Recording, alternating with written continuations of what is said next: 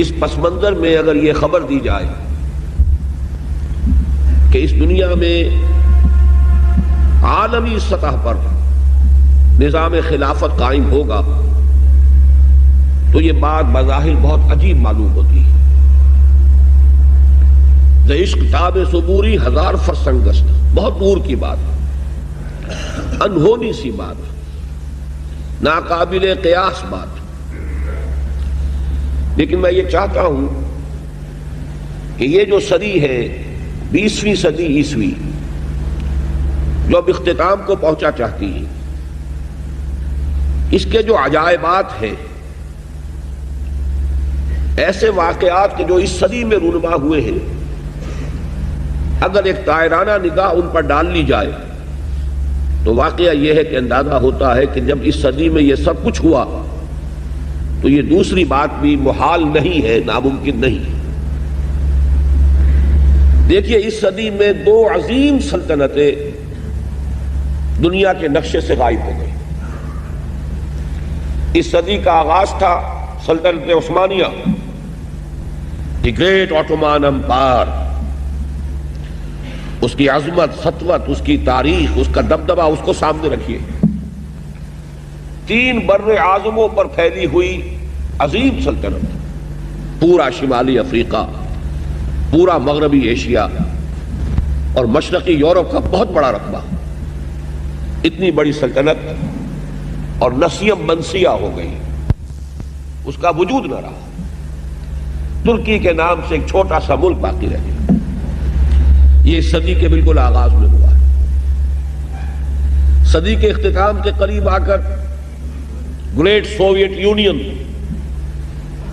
One of the 2 super powers, اس کا رقبہ، اس کا دبدبہ، اس کی سطوت، اس کی شوکت، اس کا رعب امریکہ کو لالے پڑے ہوئے تھے، اس لیے کہ فضائی پروگرام میں، خلائی پروگرام میں وہ امریکہ سے بہت آگے تھے۔ لیکن یہ کہ دیکھتے ہی دیکھتے جیسے برف پگھل جاتی ہے، ایسے اس کا وجود اب دنیا کے نقشے سے ختم ہو گیا، اور یہ 2 سلطنتوں کا دنیا کے نقشے سے غائب ہو جانا اس صدی میں ہوا۔ اور کوئی عجب نہیں کہ ایک تیسرا واقعہ ابھی اسی صدی میں رونما ہو جائے، جس کے آثار شروع ہو چکے ہیں۔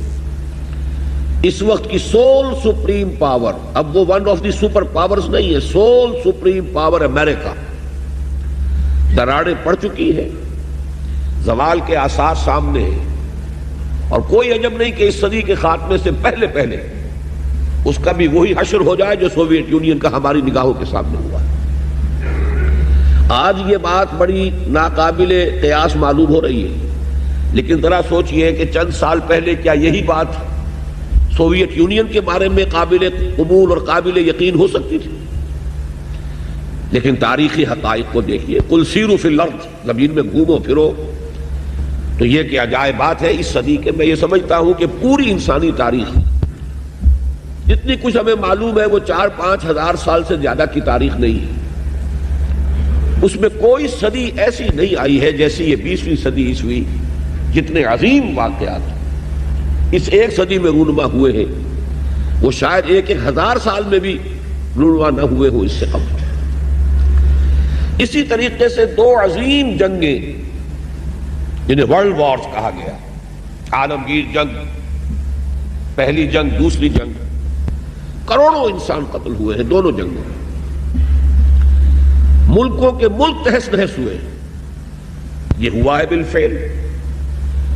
تو کون سے تعجب کی بات ہے کہ وہ جنگ جس کی خبر دی گئی ہے احادیث میں، اس کے لیے کہ لفظ الملحمۃ العظمی، عظیم ترین جنگ،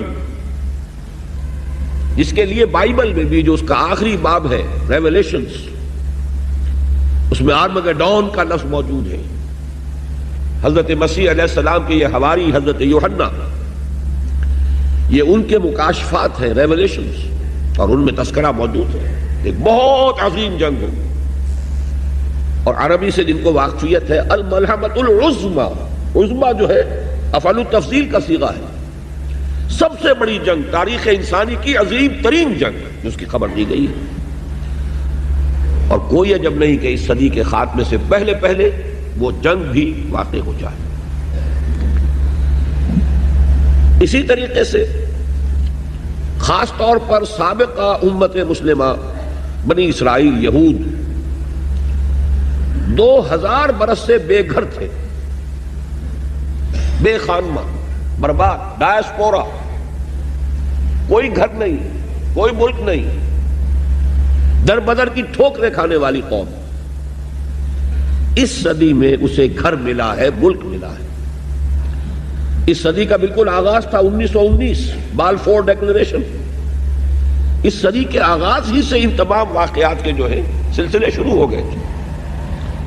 بالفور ڈیکلریشن میں طے کیا گیا تھا کہ فلسطین پر ان کا حق ہے اور وہاں انہیں آباد ہونے کے لیے سہولتیں فراہم کی جائیں گی۔ 1919 میں اس کام کا آغاز ہوا، 1948 میں 30 برس سے کم مدت میں وہ ملک وجود میں آ گیا۔ تو کوئی عجب کی بات نہیں ہے، کوئی تعجب کی بات نہیں کہ اب اسرائیل سے گریٹر اسرائیل تک، عظیم تر اسرائیل تک بھی اسی صدی میں پیش قدمی ہو جائے۔ چوتھی بات یہ ہے کہ یہی صدی ہے جس میں خلافت اسلامیہ کا خاتمہ ہوا 1924۔ یہ ذہن میں رکھیے کہ یہ خلافت وہ خلافت نہیں تھی جس کو ہم خلافت راشدہ کہتے ہیں، یا جو خلافت علی منہاج النبوہ ہے اس حدیث کی روح سے جو ابھی میں نے آپ کو سنائی۔ تاہم خلافت تھی، نام تو تھا، جیسے ہم نام کے مسلمان ہیں ایسے ہی نام کی خلافت بھی تھی۔ بہرحال علامہ اقبال نے جو فریاد کی کہ چاک کر دی ترک ناداں نے خلافت کی قبا، سادگی اپنوں کی دیکھ اوروں کی عیاری بھی دیکھ، یہ کچھ اور تھے پیچھے جنہوں نے اس خاتمہ کروایا خلافت کا۔ یہ وہی فری میسنری، زائنزم، برطانیہ، یہ قوتیں پیچھے تھے، لیکن یہ کہ جادو وہ جو سر چڑھ کر بولے کروایا ایک مسلمان کے ہاتھ، مصطفیٰ کمال پاشا کے ہاتھ۔ چاک کر دی ترک ناداں نے خلافت کی قبا، سادگی اپنوں کی دیکھ اوروں کی عیاری بھی دیکھ، مقصد بھی حاصل کر لیا، الزام بھی اپنے اوپر نہیں آنے دیا۔ لیکن میں جو عجائبات اس صدی کے آپ کو گنوا رہا ہوں اس کے اعتبار سے اسے بھی ناقابل قرین، ناقابل قیاس نہ سمجھیے کہ اس صدی کے خاتمے سے پہلے پہلے پھر دوبارہ خلافت کا نظام قائم ہو جائے۔ جب یہ سب کچھ ہو سکتا ہے جو اس صدی میں ہوا ہے تو آخر یہ باتیں کیسے محالات عقلیہ میں سے شمار ہو جائے گی؟ بہرحال میں نے اس صدی کے عظیم حوادث کا کچھ تھوڑا سا تذکرہ اس لیے کیا ہے کہ خاص طور پر حوالہ دینا چاہتا ہوں کہ جب خلافت کو ختم کرنے کی سازشیں چل رہی تھیں، یہی آپ کا ملک تھا بر عظیم پاک و ہند، اس میں عظیم تحریک چلی تھی، پوری دنیا میں کہیں اور کوئی تحریک نہیں تھی، کہیں کوئی احتجاج نہیں تھا، پورے دنیا میں کسی دوسرے مسلمان ملک میں ترکوں کی ہمدردی میں اور ترکوں کی موافقت میں کوئی بات کبھی نہیں کہی گئی۔ پورا عالم عرب تو ویسے ہی ترکوں کا دشمن ہو چکا تھا، انگریزی استعمار نے قومی نفرت کے بیج بو دیے تھے، لیکن یہ کہ بقیہ بھی تو پورا عالم اسلام ہے۔ عالم عرب تو اس ملت اسلامیہ کا 1/5 بھی نہیں ہے، باقی 4/5 اس میں نوٹ کر لیجئے صرف یہ بر عظیم پاک و ہند ہے کہ جس میں تحریک چلی، تحریک خلافت، اور کس شد و مد سے چلی، کس زور شور سے چلی کہ ہندوؤں کو اس میں شریک ہونا پڑا، گاندھی کو اس میں شریک ہونا پڑا، اس لیے کہ بہرحال ایک ذہین آدمی تھا، سمجھدار آدمی تھا، حالات کے نبض پر اس کا ہاتھ تھا، وہ جانتا تھا کہ اگر اس وقت ہم نے مسلمانوں کا ساتھ اس تحریک میں نہ دیا تو پھر کسی بھی تحریک میں ہم ان کا تعاون حاصل نہیں کر سکیں، کہاں گاندھی کہاں خلافت۔ لیکن آپ اندازہ کیجئے کہ یہ تحریک یہ بھی در حقیقت مظہر ہے اسی کا کہ وہ تحریک کتنے شد و بد اور زور شور سے اٹھی تھی کہ گاندھی کو اس میں شمولیت اختیار کرنی پڑی، اسی بر عظیم پاک و ہند میں۔ اور اب اللہ کا نام لے کر ہم نے اسی ملک میں سے جو بھی ٹکڑا ہمیں ملا ہے پاکستان کے نام سے، اب اس میں تحریک خلافت کا آغاز کیا ہے۔ آغاز تو ہمیشہ حقیر ہوتا ہے، چھوٹا ہوتا ہے، لیکن کوئی تعجب کی بات نہیں ہے۔ آخر بڑے بڑے تناور درخت بھی شروع میں چھوٹے سے نازک پودے کی شکل میں ہوتے ہیں۔ اللہ تعالیٰ کی قدرت سے بعید نہیں کہ یہ تحریک خلافت کا یہ پودا جو ہے تناور درخت کی شکل اختیار کر لے۔ ایک خاص مناسبت جو ہمارے خطبات خلافت کو قائم ہوئی ہے کہ اس صدی کے آغاز میں تحریک خلافت چلی تو اس کے زعماء پر مقدمہ بغاوت اس ہال میں چلایا گیا تھا۔ یہ اس خالص دینہ حال کی تاریخی اہمیت ہے۔ یہی حال تھا جس میں مولانا محمد علی جوہر کھڑے ہوئے تھے مجرموں کے کٹہرے میں، اور ان کے ساتھ اور بھی کتنے ہی زعماء ملت تھے کہ جو شریک تھے، اور ایک انگریز جج بیٹھا ہوا ان کے خلاف سماعت کر رہا تھا مقدمہ بغاوت کی۔ 1921 کی بات ہے نا، 62 برس گزرے ہیں، لیکن یہ کہ جیسا کہ میں نے عرض کیا اگر اس وقت وہ عظیم تحریک چلی تو کوئی عجب نہیں کہ اللہ تعالیٰ کے فضل و کرم سے اب یہ تحریک بھی وقت تو درکار ہوگا، لیکن اللہ کے فضل و کرم سے یہ مومنٹم پکڑے، اس میں قوت پیدا ہو، تو نہ یہ اللہ کے فضل و قدرت سے بعید ہے، اور نہ ہی جیسا کہ میں نے عرض کیا اس صدی کے تمام عجائبات اگر آپ کے سامنے ہو تو ان کے اعتبار سے یہ کوئی بہت ہی ایک محال بات نظر آتی ہے۔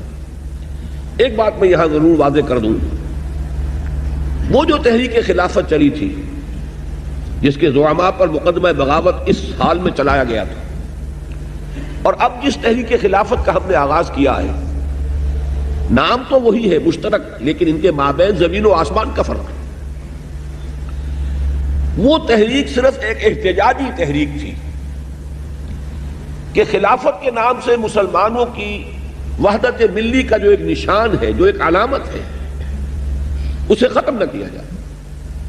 حالانکہ پوری دنیا جانتی تھی، ہر شخص جانتا تھا، بچہ بچہ جانتا تھا، یہ خلافت وہ خلافت نہیں ہے، یہ وہ خلافت تو نہیں جو عمر فاروق کی خلافت تھی رضی اللہ تعالی عنہ، یا ابو بکر کی خلافت تھی رضی اللہ تعالی عنہ، یا عثمان غنی کی خلافت تھی رضی اللہ تعالی عنہ، یا حضرت علی مرتضیٰ کی خلافت تھی رضی اللہ تعالی عنہ۔ یہ وہ خلافت تو نہیں، لیکن پھر بھی وحدت ملی کا ایک نشان، ایک علامت۔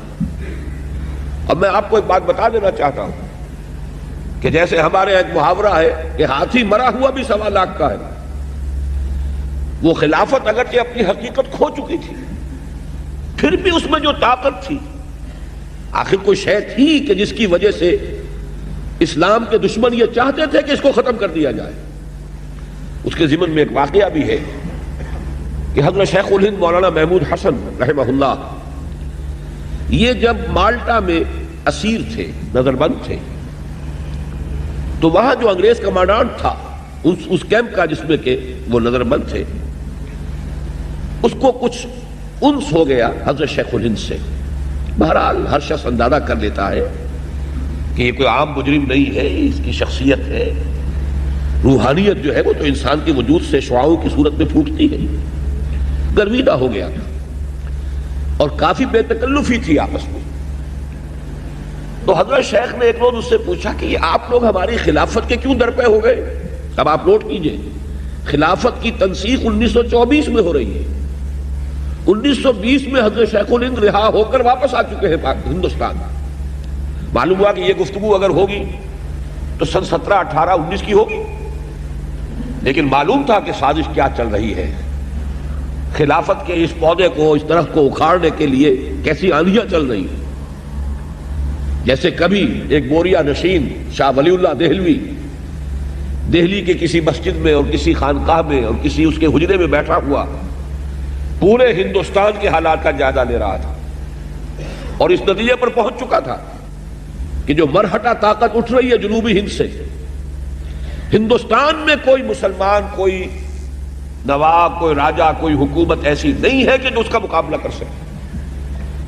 لہذا وہ درویش خط لکھتا ہے، احمد شاہ ابدالی کو بلاتا ہے، تو یہ بوریا نشین درویش، لیکن یہ کہ حالات کا علم، حالات کا فہم اللہ تعالیٰ کی طرف سے عطا ہوتا ہے۔ تو حضرت شیخ الہند نے یہ سوال کیا کہ کیوں آپ لوگ درپے ہیں؟ یہ تو مرد بیمار ہے، آپ کو اس سے کیا خوف ہے، کیا خطرہ ہے، کیا اندیشہ ہے؟ تو اس کمانڈانٹ نے یہ کہا کہ مولانا اتنی سادگی اختیار نہ کیجئے، بھولے نہ بنیے، آپ بھی جانتے ہیں اور ہمیں بھی معلوم ہے اس گئی گزری حالت میں بھی اس خلافت میں اتنی طاقت ہے کہ اگر ترکی کا خلیفہ اعلان جہاد کر دے تو کروڑوں مسلمان سر پر کفن باندھ کر نکل آئیں گے۔ یہ اندیشہ ہمیں اب بھی ہے۔ بہرحال اس وقت کی جو خلافت تھی، جیسا کہ میں نے عرض کیا، تحریک خلافت، وہ ایک احتجاجی تحریک تھی کہ جو بھی کچھ خلافت کے نام سے جو بھی ادارہ ہے، ہماری ملی وحدت کا ایک ادارہ ہے، ایک نشان ہے، اس کو ختم نہ ہونے دیا جائے۔ لیکن اب جو ہم تحریک چلا رہے ہیں وہ اصل میں اس خلافت علی منہاج النبوہ کو دوبارہ قائم کرنے کے لیے، جو اصل خلافت ہے۔ اور جیسا کہ میں نے عرض کیا، جو کچھ اس کے بارے میں یقینی خبریں ہیں وہ تو مجھے ابھی آپ کو دینی ہے۔ میں نے تو 20ویں صدی کے کچھ ایسے واقعات کا تذکرہ کیا کہ اگر ان کو سامنے رکھیں تو یہ شے انہونی نظر نہیں آئے گی۔ جب اتنے بڑے بڑے حوادث و واقعات اس صدی میں ہو گئے تو کون سا تعجب کی بات ہے کہ یہ واقعہ ابھی ظہور پذیر ہو جائے، بلکہ میں یہاں تک کہنے کی جرات کر رہا ہوں کہ کوئی عجب نہیں کہ اس صدی کے خاتمے سے پہلے ہو جائے۔ اب میں آ رہا ہوں اس پیشن گوئی کی طرف۔ سب سے پہلے تو جو آیہ مبارکہ میں نے تلاوت کی، اس سے پہلے قاری صاحب نے بھی اسی آیت کی تلاوت فرمائی۔ یہ بڑی اہم آیت ہے، سورہ نور کی آیت نمبر 55۔ اللہ تعالیٰ نے اس آیت میں مسلمانوں سے 3 نہایت مؤکد وعدے کیے ہیں، بڑے تاکیدی وعدے۔ اگرچہ وہ وعدے مشروط ہیں، غیر مشروط نہیں ہے۔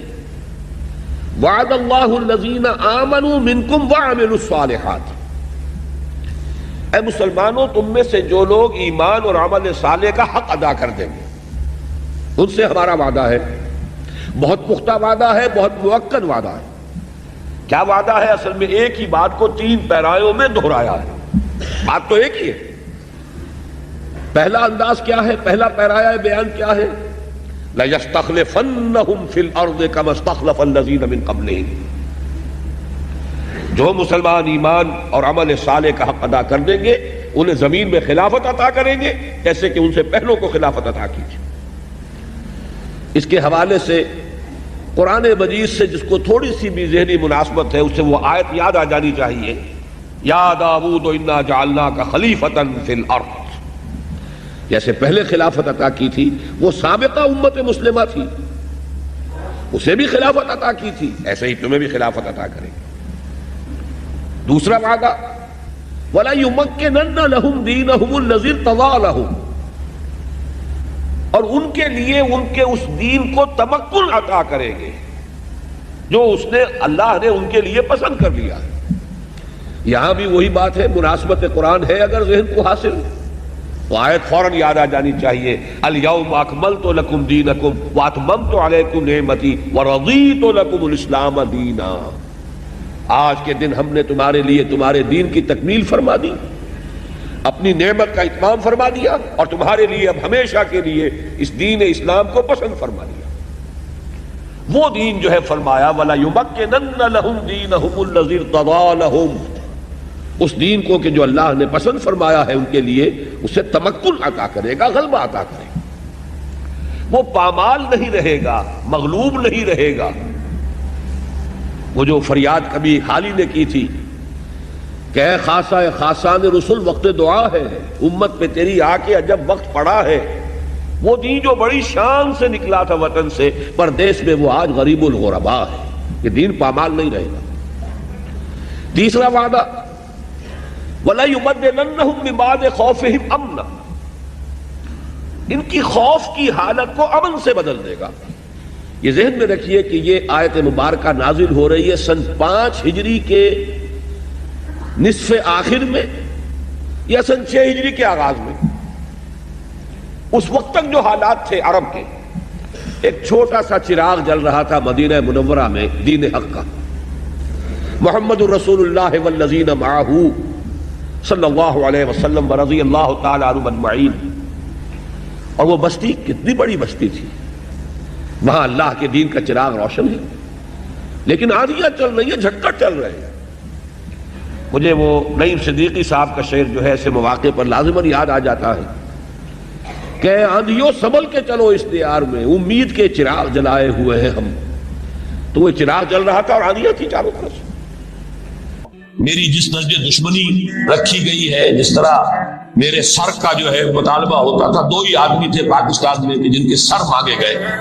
ایک کراچی کے وہ شاہ ولی الدین صاحب اور ایک.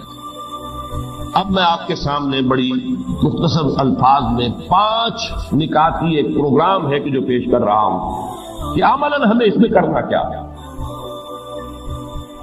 پہلی بات، اہم ترین بات، 100 باتوں کی ایک بات، جس کے یوں سمجھیے کہ ہاتھی کے پاؤں میں سب کے پاؤں کے مثال سے ساری باقی باتیں اسی پر مبنی ہیں. وہ تو یہ کہ اس ارض پاکستان میں ایک اسلامی انقلاب برپا کیا جائے. ساری توجہ اس پر مرکوز. یہ نہیں ہوتا، اگر یہ نہیں تو بابا پھر سب کہانیاں ہیں. ادھر کی مدد، ادھر کی مدد، ادھر کی بھاگ، ادھر کی دوڑ، ادھر کی سوچ، ادھر کے بارے میں فکر. کچھ حاصل نہیں ہوگا اگر یہاں ہم کچھ نہیں کر سکتے. ماڈل یہاں پیش کر سکے تو یہ ریاستیں جو ہے روسی ترکستانی ریاستیں تو پکار کر کہہ رہی ہیں وی نیڈ اے ماڈل. سارا علم اور فکر دین کے نام پر جو بھی ہوا ہے ان 1400 سالوں کے بعد، یعنی یہ سمجھیے کہ 400 سالوں کے دوران جو سیکنڈ 1000 ایئر ہے، الف ثانی، اس سب کا جو ہے وہ تو در حقیقت امین پاکستان ہے. پاکستان اسلام کے نام پر بننے والا واحد ملک. کاش کہ ہمارے دینی جماعتوں کو، مختلف طبقات کو اس سلسلے میں اپنے طریقہ کار پر نظر ثانی کی توفیق عطا ہو جائے. اس کی دعا کی طاقت ہے، خلوص ہے، اخلاص ہے، جذبہ ہے. اصل معاملہ جو ہے جہاں پانی مر رہا ہے وہ طریقہ کار کا.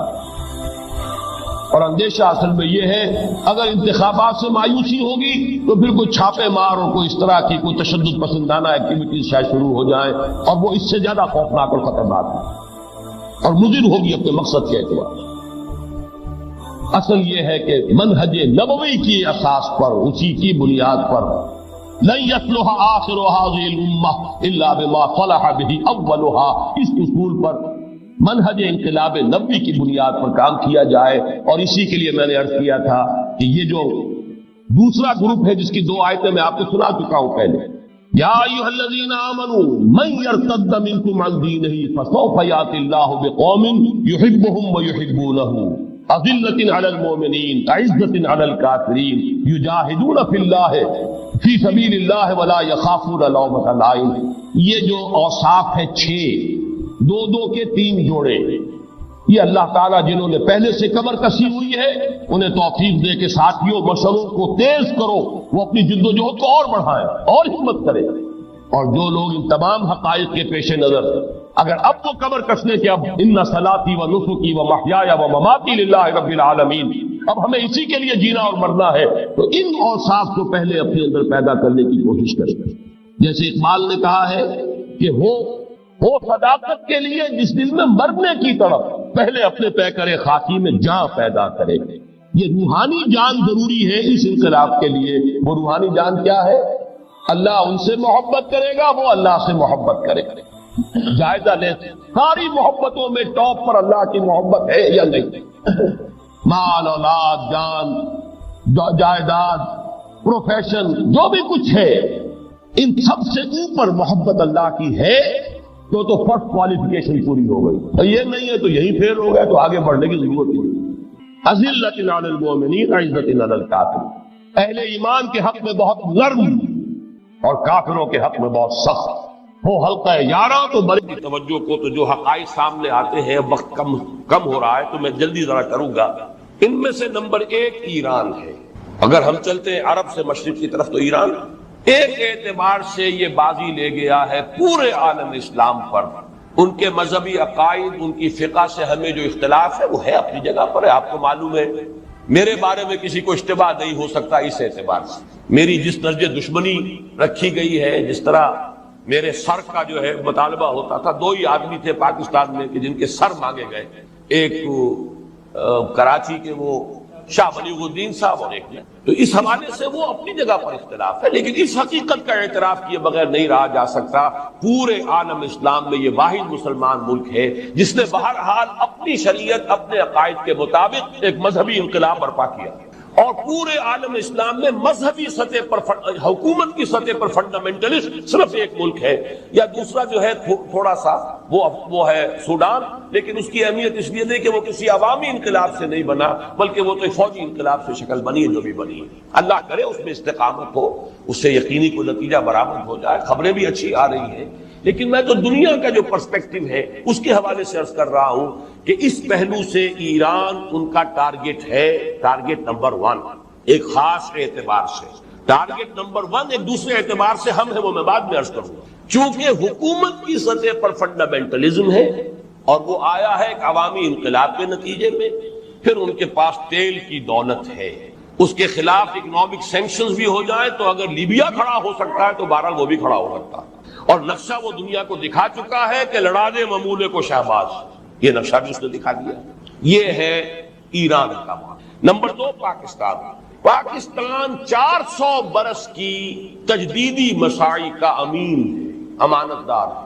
پورے ہندوستان میں مجدد الفسانی رحمت اللہ علیہ، شاہ ولی اللہ دہلوی رحمت اللہ علیہ، سید احمد بریلوی رحمت اللہ علیہ، ان کا جہاد، پھر اس 20ویں صدی عیسوی میں یا 14ویں صدی ہجری میں علامہ اقبال جیسا مفکر، مولانا مودودی جیسا مصنف، مولانا الیاس جیسا مبلغ، شیخ الہند جیسا مجاہد حریت، پورے عالم اسلام میں ان کا پیرلل کوئی موجود نہیں۔ یہ 400 سال کی تاریخ ہے، اس کی امانت، اور اس کے نتیجے میں یہاں کے مڈل کلاس میں فنڈامنٹلزم کا ایک نیوکلیس ہے، اگرچہ حکومت کی سطح پر کوئی پیش رفت نہیں ہو سکی آج، بلکہ اب تو پسپائی ہو رہی ہے، اب پیچھے ہٹ رہے ہیں۔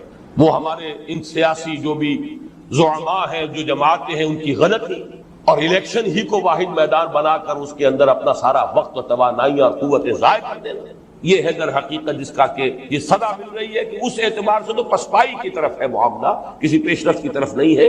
لیکن باہر والے تو دیکھتے ہیں نا کہ اندر کیا کچھ مواد موجود ہے۔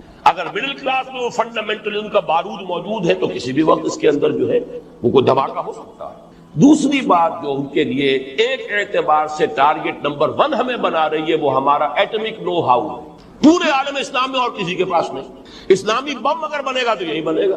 یہ ہے مختلف اسباب جس کے بنا پر ایران اور پاکستان کو آپ بریکٹ کر لیجئے، یہ اس نیو ورلڈ آرڈر یا آج کی میری گفتگو کے حوالے سے یہودی اور عیسائی گٹھ جوڑ کا جو ٹارگٹ نمبر 1 ہے، ایک اعتبار سے ایران ہے، ایک اعتبار سے پاکستان۔ پوری عیسائی دنیا یہودیوں کے شکنجے میں کسی جا چکی۔ یہودی اس پوزیشن میں ہے کہ جس طرح USSR کے ٹکڑے اڑا دیے ہیں، ایک ہاتھ ان کا لیور پر جنبش کھائے گا اور سٹاک ایکسچینج میں وہ زلزلہ آئے گا کہ قیامت برپا ہو جائے گی امریکہ کے اندر اور ٹکڑے بکھر جائیں گے۔ اور ہماری جو federal government of the United States of America ہے وہ زائنسٹ آکوپائڈ گورنمنٹ ہے، لیکن کیا اس سے وہ جنگ جو ہے حق و باطل کی ختم ہو گئی؟ وہ تو میں نے عرض کیا کہ یہود نے کسی اور فیصلہ بدل کر اسلام پر وار کیا، اور واقعہ یہ کہ جیسے سینٹ پال نے اصل عیسائی مذہب حضرت عیسیٰ کے اصل دین کو غائب کر دیا دنیا سے۔ Present Christianity is Paulism, not Christianity۔ اور یہ الفاظ کس کے ہیں؟ ڈاکٹر مائیکل ہارٹ، جس نے selection and gradation of the 100 most influential personalities of the human history کتاب مرتب کی۔ نمبر 1 پر محمد رسول اللہ کو لایا ہے، نمبر 3 پر حضرت مسیح کو لے گیا، اور پھر چند نمبروں کے بعد میں سینٹ پال وہ کہتا ہے کہ حضرت مسیح اور سینٹ پال سے پہلے عیسائیت کی حیثیت یہودیوں کے ایک فرقے سے زیادہ، ایک جماعت سے زیادہ تھی۔ جیسے مسلمانوں میں جماعتیں ہیں بے شمار، کوئی تصوف کا سلسلہ ہے، کوئی اور سلسلہ ہے، کوئی جماعت ہے، ایسے بس ایک فرقہ، ایک جماعت کی حیثیت تھی۔ یہ کوئی علیحدہ دین کی اس کی شکل تھی ہی نہیں، یہ سینٹ پال نے بنایا، اور یہ موجودہ جو عیسائیت ہے وہ حقیقت میں پالزم ہے، کرسچینٹی نہیں ہے۔ مہاراج جس طریقے سے کہ کرسچینٹی کو ختم کیا ہے، اصل دین عیسیٰ کو، توحید کو تثلیث سے بدلا، شریعت منسوخ کرائی، حضرت مسیح کے اس قول کو ختم کیا کہ میں صرف اسرائیل کے کھوئے ہوئے بھیڑوں کی تلاش میں آیا ہوں، اسرائیل کے گھرانے کی کھوئی ہوئی بھیڑوں کی تلاش میں آیا ہوں۔ اپنے ڈسائپلز کو باقاعدہ منع کیا کہ جینٹائلز، نان جیوز تک تمہیں اپنی دعوت نہیں پہنچانی ہے، تمہاری دعوت ساری جو ہے وہ یہود تک رہے گی۔ یہ تینوں بنیادی تبدیلیاں سینٹ پال نے کی، جس سے کہ کرسچینٹی کا یہ نظام جو آج دنیا میں ہے وہ قائم، اور اصل عیسیٰ کا دین ختم، وہ نہ کیتھولکس کے پاس ہے، نہ پروٹسٹنٹس کے پاس ہے، نہ کسی اور کے پاس ہے۔ یہی بات ہو جاتی اگر یہ دین اسلام آخری دین نہ ہوتا اور محمد اللہ کے آخری رسول نہ ہوتے صلی اللہ علیہ وسلم۔ فتنہ اتنا بڑا تھا، اتنا زوردار تھا، آج بھی خون جو ہے وہ بہ رہا ہے. 4.5 سال تک باہمی خانہ جنگی رہی ہے. 1 لاکھ کے قریب مسلمان ایک دوسرے کی تلواروں اور تیروں سے اور نیزوں سے ختم ہوئے. اندر سے وہ طاقت ختم ہو گئی کہ جو باہر اس سیلاب کو آگے بڑھا. بہرحال یہ ذرا ایشو علیحدہ ہو جائے گا، لیکن میں جدھر آنا چاہتا ہوں وہ یہ ہے، وہاں سے اب یہاں آ جائیے. آج پھر تاریخ استدار الزمان و کہتے ہی یوم خلق اللہ السماوات والارض، یہ الفاظ حضور نے فرمائے تھے حجۃ الوداع کے موقع پر، اس لیے کہ نسی کا ایک قاعدہ ایجاد کر لیا تھا قریش نے کہ جو 4 مہینے ہر سال میں ہوتے ہیں اشہر حرم، 3 مہینے حج کے لیے، 1 رجب کا مہینہ عمرے کے لیے، کہ اس میں کوئی جنگ نہیں ہوگی، کوئی لڑائی نہیں، کوئی دنگا نہیں، کوئی فساد نہیں، کسی قافلے کو نہیں چھیڑا جائے گا، کسی مسافر کو تکلیف نہیں پہنچائی جائے گی، یہ اشہر حرم. اس میں قریش وہاں کے فروخت تھے، وہ وہاں کے اصل مذہبی لیڈر تھے. اب وہ اپنا اختیار استعمال کرتے تھے، کسی سال وہ مہینے ادھر کر دیے، کہ ادھر کر دیے، اپنی مصلحتوں کے تحت. اس سال یہ مہینے نہیں، یہ مہینے اشہر حرم ہوں گے، اس سال حج اس مہینے میں ہو جائے گا. بہرحال پورا عرب مان لیتا تھا، لیکن حضور نے فرمایا یہ اللہ کی حکمت ہے کہ جب حضور کا جو حجۃ الوداع ہوا ہے اس میں ایگزیکٹ وہی تقویم جو تھی. آیت قرآن یہ ہے کہ جس دن اللہ نے آسمان اور زمین کو بنایا تھا، جو تقویم اور کیلنڈر اس دن سے چلا آ رہا تھا، استدار الزمان، زمانہ چکر لگا کر، اور یہ کیلنڈر سارا پھر کر ٹھیک اسی مقام پر آج پھر آ گیا. اسی طرح میں کہہ رہا ہوں کہ آج پھر ایگزیکٹلی دنیا وہاں پہنچ گئی ہے کہ یہود ہیں کہ جو تلے ہوئے ہیں اسلام کو ختم کرنے پر اور مسلمانوں کو اپنے تابع. اس میں تھوڑی سی مجھے وضاحت کرنی پڑے گی. پہلے دوسری آیت کا جو اصل منشا ہے اس کو بھی پہچان لیجئے. حضور کو بھیجا گیا اللہ کے دین کے غلبے کے لیے، اور یہ میں نے آپ کو بتایا 2 جگہ تو یہ آیت کی تو آئی، یہ بھی نوٹ کر لیجئے. تیسری مرتبہ سورہ فتح میں آئی ہے، صرف آخری الفاظ مختلف ہیں. هو الذي ارسل رسوله بالهدى ودين الحق ليظهره على الدين كله وكفى بالله شهيدا. بس مین جو ہے بلک آف دی آیا اٹس ایگزیکٹلی دی سیم. هو الذي ارسل رسوله بالهدى ودين الحق ليظهره على الدين. 3 جگہ گویا کہ معین کر دیا اللہ نے کہ محمد کا مقصد بعثت محض دعوت و تبلیغ نہیں ہے، محض تربیت و تعلیم نہیں ہے، بلکہ دین حق کا غلبہ.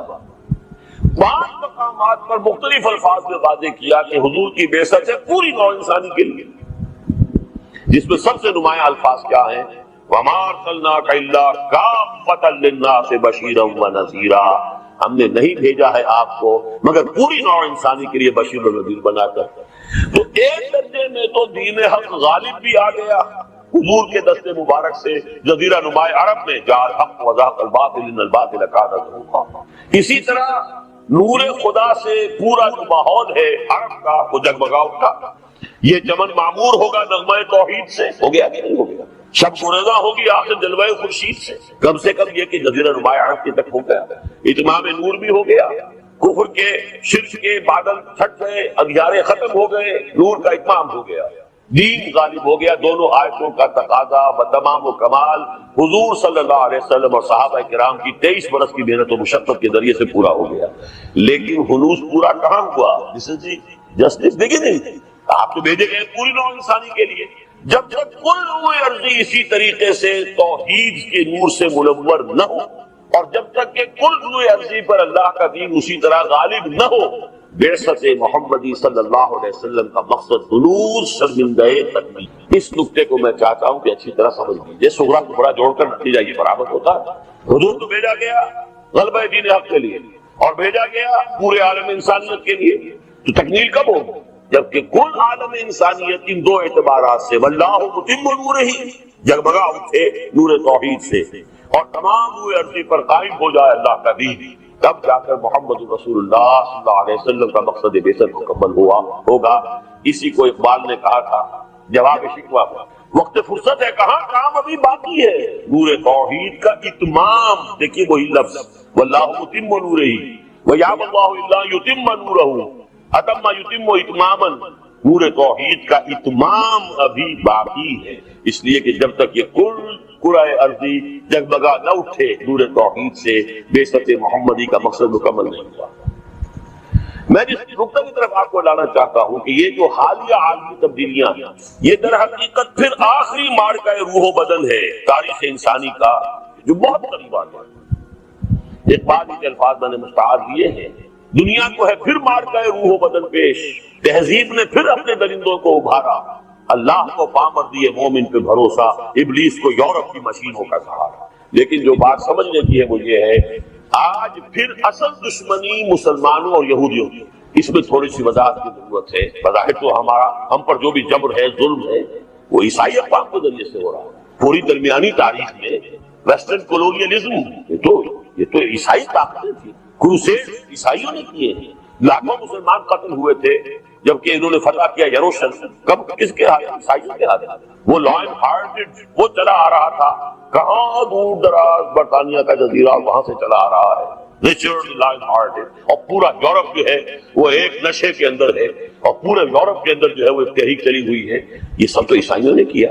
یہ جو تبدیلی ہوئی ہے، اس کو بھی، اس کے تین فیزز کو میں چاہتا ہوں کہ اچھی طرح سمجھ لیں، اور اس کے لیے بھی قرآن مجید کی سورہ مائدہ کی طرف رجوع کرنا ہوگا۔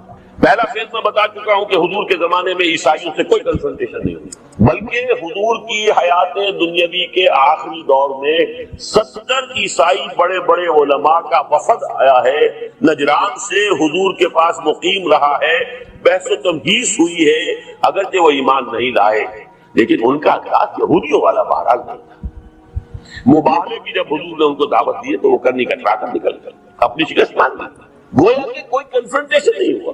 اس سے آگے بڑھ کر دیکھیے ایک اور واقعہ نوٹ کر لیا، یروشلم کیسے فتح ہوا تھا۔ حضرت عمر کے زمانے میں مسلمانوں نے وہاں محاصرہ کیا ہوا ہے، فصیلیں اونچی اونچی، اندر سے پوری طرح خود مکتفی، راشن کے انبار موجود ہیں، پانی کی کوئی کمی نہیں ہے، پھاٹک بند ہے، قریب جاتے تو اوپر سے آگ برستی ہے، تیروں کی بوچھار آتی ہے، مہینوں پر مہینے گزر رہے ہیں اور یروشلم فتح نہیں ہو رہا۔ حضرت ابو عبیدہ بن جراح امین هذه الامہ کمانڈر، پہل ہو رہی ہے اب عیسائی علماء کی طرف سے، ان کا ایک وفد آتا ہے فصیل پر، جھنڈا سفید لے کر گفتگو کے لیے بلایا گیا، مسلمان گئے، فصیل پر سے گفتگو ہو رہی ہے، مسلمانوں تم قیامت تک بھی یہاں محاصرہ کر کے پڑے رہو تو یہ شہر کبھی فتح نہیں ہوگا۔ ہاں ہماری کتابوں میں لکھا ہے ایک درویش بادشاہ کے ہاتھوں اسے فتح ہونا ہے، لیکن ہم نے تمہیں دیکھ لیا ہے، تم میں وہ درویش بادشاہ موجود نہیں ہے۔ وجہ کیا تھی کہ خربوزے کو دیکھ کے خربوزہ رنگ پکڑتا ہے، کافی عرصہ ہو گیا تھا مسلمانوں کو شام میں آئے ہوئے، تو شام کے لوگوں کا کی حضارت اور تہذیب اور تمدن اور ان کا لباس، ان کے انداز انہوں نے کچھ تھوڑے بہت سیکھ لیے تھے، جو فتوحات ہوئی تھی پورے شام کی اس میں سے بہت کچھ مال غنیمت بھی ملا تھا، تو لہذا سہولتیں بھی تھیں، وہ درویشی نظر نہیں آ رہی تھی۔ ہو جائے گا فتح، یہ ہوگا ایک درویش بادشاہ کے ہاتھ میں۔ حضرت ابو عبیدہ بن جراح امین هذه الامہ حضور کے قول کے مطابق ان کو فرض کلک ہوا کہ یہ تو حضرت عمر درویش بادشاہ ریکویسٹ جا رہی ہے فرنٹ سے، وار فرنٹ سے، محاذ سے، آپ تشریف لائیں تو یہ شہر فتح ہو جائے گا۔ وہ ہے سفر تاریخی حضرت عمر کا کہ تقریباً 700 میل کا فاصلہ طے کیا ہے، ایک اونٹ ایک خادم، اسی اونٹ پر راشن بھی ہے، لہذا صرف ایک آدمی بیٹھ سکتا ہے، دو نہیں بیٹھ سکتا۔ ایک منزل خلیفہ اوپر براجمان ہے، خادم آگے چل رہا ہے، اگلی منزل خادم براجمان ہے اور خلیفہ آگے چل رہا ہے، اور آخری منزل پر وہ خادم کی باری آ گئی، اس نے ہاتھ بھی جوڑے کہ خدا کے لیے اب ہم پہنچنے والے ہیں، لوگ آپ کے استقبال کو آئیں گے، وہ مجھے ملامت کریں گے کہ تمہیں شرم نہیں آئی کہ خلیفہ مخدوم تو آگے چل رہا تھا تم اوپر بیٹھے ہوئے۔ نہیں فرمایا دوڑو دوڑو، نہیں باری تمہاری ہے۔